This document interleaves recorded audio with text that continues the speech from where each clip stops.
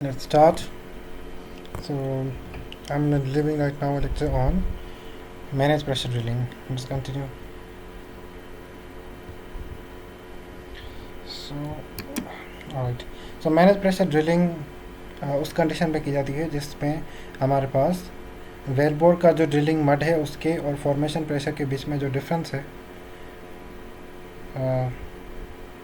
Formation के जो rocks हैं उनके फ्रैक्चर होने का जो प्रेशर है उन दोनों के बीच का डिफरेंस है बहुत कम है। मतलब हमारे पास एक बहुत ही लो मार्जिन ऑफ एरर है जिसमें हम ड्रिलिंग मड को रख सकते हैं और जो है वो अपनी मतलब बिलो आउट से बच सकते हैं। बहुत ही मतलब शॉर्ट प्रेशर का हमारे पास जो है वो एक विंडो है जिसके अंदर हमें ड्रिलिंग करनी है। और उसके अलावा यहाँ पे हम देखें तो हमारे पास जो फॉर्मेशन इसमें होती हैं वो बहुत ही वीक होती हैं। हमारे पास हमारे पास ऐसी फॉर्मेशंस नहीं होती जो कि स्ट्रॉन्ग हो। तो वीक फॉर्मेशंस के अंदर हाईलाइट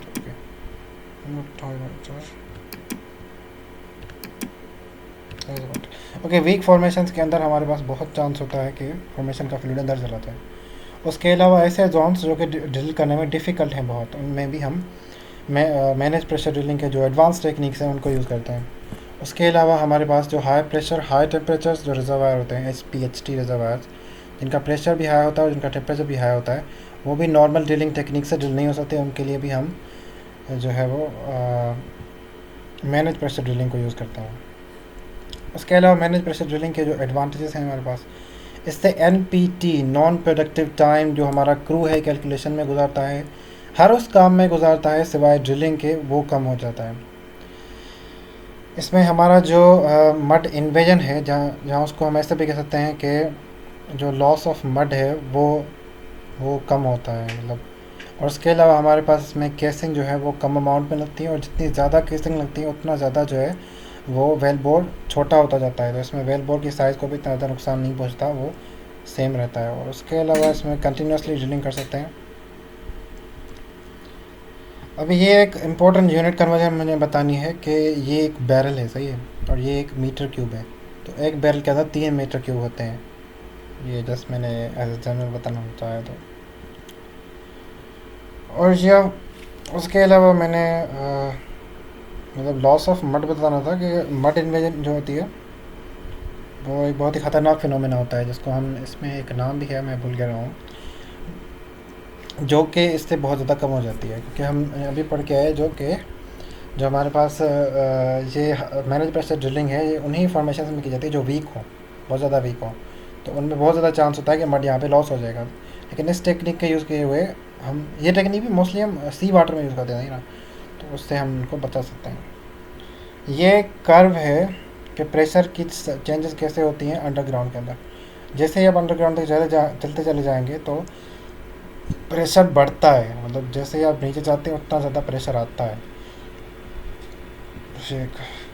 और उसके अलावा इसकी टाइप्स, मैनेज प्रेशर ड्रिलिंग के अंदर एक कंटिन्यूस सर्कुलेशन मेथड है और एक मड कैप मेथड है और हमारे पास एक डुअल ग्रेजेंट मेथड है। ये 3 तरीके की होते हैं। कंटिन्यूस सर्कुलेशन मेथड के अंदर हम सर्कुलेशन नहीं रोकते, हम कंटिन्यूसली उसको जारी रखते हैं। मड कैप के अंदर हम हाई प्रेशराइज्ड एक मड पैदा कर देते हैं और उस प्रेशर के अंदर ही हम ड्रिलिंग चालू रखते हैं। कंटिन्यूस सर्कुलेशन के अंदर हम सर्कुलेशन को स्टॉप नहीं करते। ट्रिपिंग आउट हो, ट्रिपिंग इन हो, नए कनेक्शन जोड़ने हो, पुराने तोड़ने हो, वो उसके दौरान भी जो है वो मड रन होता रहेगा, मड रुकेगा नहीं, सीमेंटिंग रुकेगी नहीं। वो डुअल ग्रेजेंट भी एक इसकी एक मेथड है।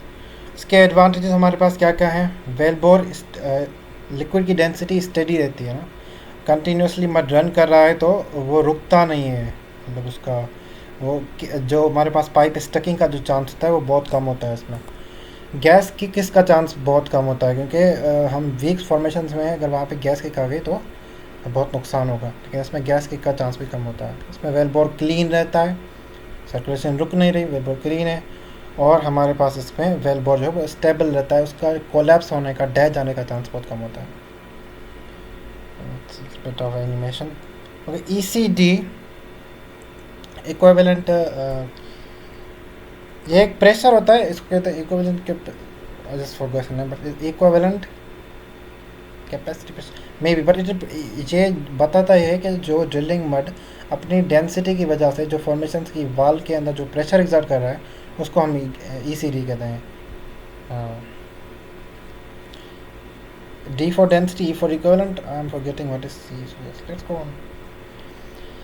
उसके अलावा हम आते हैं कंटिन्यूस सर्कुलेशन मेथड में अंदर. तो उसके अंदर एक प्रेशराइज्ड जो होता है वो चैम्बर होता है, उसकी पिन होती है. पिन को अगर ट्रिप इन ट्रिप आउट करना है तो उसकी सर्कुलेशन ज़रूर होती है. ठीक है, आप देख रहे हैं ये मेरी सॉरी विंडो आ रही है, लेकिन इसके पीछे एक पाइप है और पाइप से जो ना फ्लो हो रहा है. पाइप जो मड है, वाटर है लेकिन उसको मड कंसिडर करते हैं. और लेकिन इसमें ट्रिप इन ट्रिप आउट करना हो तो पिन को थोड़ा सा स्लाइटली उसको बाहर निकालते हैं, उसको जो पाइप है उसके कनेक्शन को हल्का सा खोलते हैं. फिर ये जो प्रेशराइज चैम्बर है ना, ये 2 हिस्सों में टूट जाता है इससे. तो उसके दौरान हम साइड से एक कैनाल होती है वहाँ से मड जारी रहता है, लेकिन हम नए पाइप वहीं से निकाल लेते हैं और फिर इसको ऐसे क्लोज कर देते हैं और दूसरी जो सप्लाई है उसको बंद कर देते हैं और यहाँ से फिर से चालू होना जाता है जो मड का फ्लो है. तो मतलब अनइंटरप्टेड फ्लो ऑफ मड है, ये कंटिन्यूसली जारी रहता है ECD में. ECD नहीं मतलब मैनेज प्रेशर ड्रिलिंग में. ये कंटिन्यूस सर्कुलेशन मेथड है ऑफ कोर्स, और यहीं पे ये एंड हो रहा है. Thanks for watching.